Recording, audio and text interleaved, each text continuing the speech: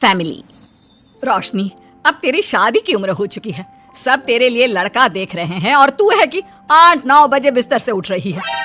Mummy, क्या आप भी सुबह सुबह ज्ञान दे रही हो? सोने तो दो कम से कम। क्या करें, अब तेरी हरकतें ही ऐसी हैं। चल अब बिस्तर छोड़ और मेरे साथ खाना बनाना सीख।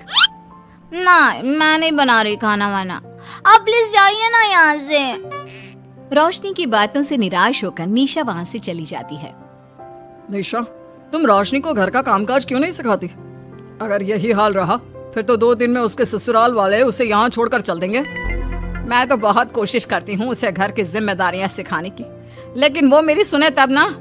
आप तो जानते ही हैं ना कि वो कितनी जिद्दी है। हमें निशा के लिए एक ऐसा लड़का ढूंढना होगा जिसका भरा पूरा परिवार हो, सास ससुर से लेकर जेठ जेठानी देवर ननद सब हो। यहाँ ना सही, लेकिन शादी के बाद उसे वहाँ अपनी जिम्मेदारियों का एहसास जरूर होगा। कुछ दिनों के बाद रोशनी का परिवार उसके लिए लड़का देखना शुरू कर देता है और एक दिन चिराग नाम का लड़का रोशनी को देखने अपने परिवार के साथ उसके घर पहुंच जाता है। देखिए भाई साहब, मैं पहले ही आपको बता देती हूँ, हमारा परिवार बहुत बड़ा है, इसलिए अगर आपकी लड़की हमारे घर की जिम्मेदारियाँ बिना ना नुकुर के उठा सकती है तभी हम ये रिश्ता पक्का करेंगे। अरे ये भी कोई बोलने वाली बात है बहन जी। हमारी रोशनी आपके पूरे परिवार को बैठे बैठे खिला सकती है, इतनी जिम्मेदार है मेरी बेटी। अगर ऐसी बात है फिर तो हमें इस रिश्ते से कोई आपत्ति नहीं है। तो फिर चट मंगनी पट ब्याह के बारे में क्या ख्याल है? हाँ हाँ बिल्कुल, शादी में देर किस बात की, 3 हफ्ते बाद ही शादी का शुभ योग है। अगर आपको कोई दिक्कत ना हो तो हम इनकी शादी भी 3 हफ्ते बाद ही करा देते हैं। अरे हमें इसमें कोई परेशानी नहीं है। इस तरह दोनों परिवारों में शादी की तैयारियां शुरू हो जाती है और कुछ ही दिनों बाद रोशनी की शादी चिराग से करा दी जाती है। शादी के बाद, बहू इनसे मिलो, ये है तुम्हारी दादी सास, ये बड़ी सास और बड़े ससुर, ये तुम्हारे जेठ, ये जेठानी, ये दोनों तुम्हारे देवर और ये इस परिवार के सबसे छोटी बेटी सिमरन, यानी कि तुम्हारी ननद है। परिवार में इतने सारे लोगों को देखकर रोशनी का सर चकरा जाता है। वो अपना सर पकड़ लेती है और मन ही मन सोचने लगती है, हे भगवान, ये किस जन्म का बदला लिया है आपने मुझसे? मैंने क्या बिगाड़ा था आपका जो आपने मुझे ऐसा परिवार दिया? बेटा, किस सोच में पड़ गई तुम? और कितने लोग हैं आपके परिवार में? बस हम इतने ही लोग हैं बेटा, ज्यादा लंबा परिवार नहीं है हमारा। अब इससे लंबा और कितना बड़ा परिवार होगा आपका? ये ससुराल कम चिड़ियाघर ज्यादा लग रहा है। कुछ कहा क्या तुमने बेटा? नहीं मम्मी जी, वो मैं बहुत थक गई हूँ, तो क्या अब मैं सोने जा सकती हूँ? हाँ हाँ क्यों नहीं बहू। चिराग, बहू को अंदर कमरे में लेकर जा। जी माँ। चिराग रोशनी को अंदर कमरे में लेकर जाता है। चिराग, मुझे यहाँ नहीं रहना, मुझे अलग रहना है। ये तुम क्या बोल रही हो रोशनी? अभी तो आई हो तुम और अभी अलग होने की बात कर रही हो? परिवार वालों को पता चलेगा तो कितने दुखी होंगे वो लोग। मुझे नहीं मतलब किसी से, और इसे तुम परिवार कहते हो? ये परिवार कम कोई गली मोहल्ला ज्यादा लग रहा है। रोशनी, अभी तुम नई हो इस परिवार में, इसलिए शायद तुम्हें ऐसा लग रहा है। कुछ दिन में आदत हो जाएगी तुम्हें। चिराग की बात सुनकर रोशनी अपना सर पकड़ लेती है। आपको समझाना तो दीवार में सर पटकना है। मैं सो रही हूँ, लाइट ऑफ मत करना, मुझे अंधेरे में नींद नहीं आती। इतना बोलकर रोशनी बिस्तर पर लेट जाती है। रोशनी को देखकर चिराग का मुंह खुला का खुला रह जाता है। वो भी पैर पटकते हुए बिस्तर के दूसरे कोने में अपना मुंह मोड़कर सो जाता है। अगले दिन, देवरानी जी, आप उठ भी जाइए, सुबह के 6 बज चुके हैं। सोने दो ना मम्मी, क्यों परेशान कर रही हो? देवरानी जी, मैं आपकी मम्मी नहीं जेठानी हूँ।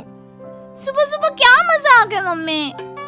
इतना कहकर रोशनी अपनी आंखें मसलते हुए उठती है और अपनी जेठानी को देखकर चौंक जाती है। दीदी, आप यहाँ? पिछले 1 घंटे से तुम्हें उठा रही हूँ, लेकिन तुम हो कि अब उठ रही हो? लेकिन अभी तो सिर्फ 6 बज रहे हैं, आपने मुझे उठाया क्यों? वो इसलिए क्योंकि आज तुम्हारे इस घर में पहली रसोई है, तो खाना आज तुम्हें ही बनाना होगा ना। क्या? मुझे पूरे मोहल्ले के लिए खाना बनाना पड़ेगा? नहीं रोशनी, तुम्हें पूरे मोहल्ले के लिए नहीं, सिर्फ परिवार के लोगों के लिए ही खाना बनाना है। आपका परिवार किसी मोहल्ले से कम है क्या? कुछ कहा क्या तुमने? हाँ नहीं दीदी, आप चलिए, मैं अभी फ्रेश होकर आती हूँ। आरती वहां से चली जाती है, जिसकी थोड़ी देर बाद रोशनी भी रसोई में जाकर मजबूरी में सबके लिए खाना बनाने लगती है। पूरे 2 घंटे मेहनत करने के बाद उसका खाना बनकर तैयार होता है। वाह बहू, खाना तो बड़ा स्वाद बना है। सच में बहू, तुमने भले ही बहुत देर लगाई खाना बनाने में, लेकिन खाना बहुत स्वादिष्ट बना है। आपके हाथों में तो जादू है देवरानी जी। मैं तो कहती हूँ अब से रोज आप ही खाना बनाया कीजिए, क्यों मम्मी जी? हाँ हाँ बेटा, बिल्कुल ठीक कहा तुमने। रोशनी, आज से रोज तुम ही खाना बनाना। ये सुनकर रोशनी चौंक जाती है। खाना खाने के बाद सभी लोग रोशनी को शगुन का नेक देते हैं और फिर अपने अपने रूम में चले जाते हैं। क्या यार रोशनी, इतना टेस्टी खाना बनाना जरूरी था क्या? अब फंस गई ना तू। ये सब माँ पापा की वजह से हो रहा है, उनके कारण मुझे ये सब झेलना पड़ रहा है। रोशनी गुस्से में अपने रूम में जाती है और अपनी माँ को फोन मिलाती है। मम्मी, मैं आपको कभी माफ नहीं करूंगी। आपने जानबूझकर मुझे इतने बड़े परिवार में भेजा है, जहाँ मुझे सांस लेने की भी फुर्सत नहीं है। हमने ये सब इसलिए किया ताकि तू अपनी जिम्मेदारियां निभाना सीखे। अब मायके की तरह ससुराल में भी अपनी जिम्मेदारियों से मुंह मत मोड़ लेना। मुझे नहीं रहना माँ यहाँ। इस घर में जितने लोग हैं उतने तो हमारे गली मोहल्ले में भी नहीं थे। माँ, मैं आपसे आपकी सारी बातें मानूंगी, पर प्लीज मुझे यहाँ से ले जाइए। बिल्कुल नहीं, अब से वही तेरा सब कुछ है। वहां से भागने के बजाय अपनी जिम्मेदारियां पूरी करना सीख, इससे हमें भी थोड़ी खुशी मिल जाएगी। माँ की बातों से निराश होकर रोशनी फोन काट देती है, जिसके बाद उसकी नजर नेक में मिले पैसों पर पड़ती है और वो फटाफट से बिस्तर पर बैठकर पैसे गिनना शुरू कर देती है। अरे वाह, ये तो पूरे 25,000 रुपए हैं। किसी ने भी 5100 से कम का नेक नहीं दिया। चलो अच्छा है, कुछ तो फायदा हुआ इतने बड़े परिवार में शादी करने का। अब इन सब पैसों से मैं अकेले शॉपिंग करूंगी, बहुत मजा आएगा। शॉपिंग के बारे में सोच सोच कर ही रोशनी अपने बिस्तर पर कूदने लगती है। उसे बिस्तर पर कूदता देख सभी लोग चौंक जाते हैं। भाभी, आप ऐसे क्यों उछल रही हो? छोटी बच्ची हो क्या? अपनी ननद की बात सुनकर रोशनी का मुंह खुला का खुला रह जाता है। थोड़ी देर बाद रोशनी घर में बिना बताए शॉपिंग के लिए निकल जाती है और शगुन में मिले पूरे पैसों को शॉपिंग में उड़ा देती है। शाम में, देवरानी जी कहाँ गई थी आप? जानते हैं सब आपके लिए कितना परेशान हो गए थे। कम से कम आपको बताकर तो जाना चाहिए था ना। सॉरी दीदी, मैं आप लोगों को बताना भूल गई। वैसे इतने सारे बैग किस चीज के हैं? तुम शॉपिंग करने गई थी क्या? हाँ दीदी, वो आज नेक में इतने सारे पैसे मिले थे ना, तो मैंने सोचा क्यों ना मैं उन पैसों की शॉपिंग ही कर लूं। अरे वाह, ये तो बहुत अच्छा सोचा तुमने। मम्मी, पापा, सिमरन, देवर जी, सब बाहर आइए। देखिए रोशनी हम सब के लिए क्या लाई है। रोशनी कुछ समझती उससे पहले ही वहाँ सब लोग आ जाते हैं। क्या हुआ आरती बहू, क्यों चिल्ला रही हो? अरे देखिए ना माँ, रोशनी हमारे लिए शॉपिंग करके आई है। वो देखिए, रोशनी हम सब के लिए कितने कपड़े लेकर आई है। आरती की बात सुनकर रोशनी के पैरों तले जमीन खिसक जाती है। उसके मुंह से एक शब्द तक नहीं निकलता। सच में भाभी, आप कितनी अच्छी हो। बेटा, हम सबके लिए तुझे खरीदारी करने की क्या जरूरत थी? अभी तेरी नई नई शादी हुई है, तुझे अपने लिए लेना चाहिए था ना।